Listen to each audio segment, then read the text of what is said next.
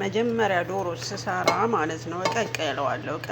ስቀቅለው ሽንኩርቶች ነው ማረገው። ሽንኩርት 4 ቦታ ሰንጥቄ ያረጋለሁ። ነጭ ሽንኩርት አረጋለሁ።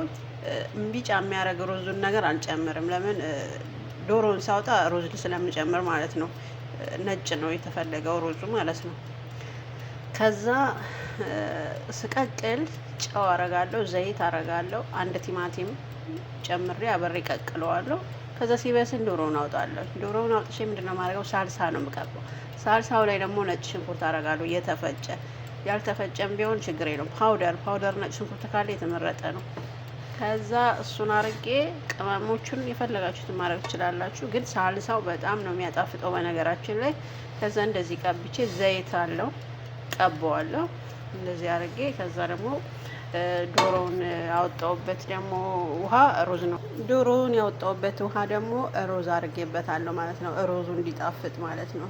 ከዛ እዚች ጋር ደግሞ ትንሽዬ እንትን ከለር ስለሌለኝ ዝም ብዬ ነው እርድ ፓውደር አርጌበት እንደዚህ ሆኗል ማለት ነው። ለምን በኋላ ሩዙን ሳቀርብ በጣም ዘንጦ እንዲቀርብ ማለት ነው፣ ቆንጆ ከለር እንዲኖረው። ሁለት አይነት ትንሽዬ አሁን ይሄንን አረግና ይሄን ደግሞ ከላይ ነው የማረገው። ከዛ ዶሮውን አረጋለሁ እና ሁል ጊዜም እንደዛ ነው የምሰራው። እና ቀለል ያለ አሰራር ነው፣ ሞክሩት።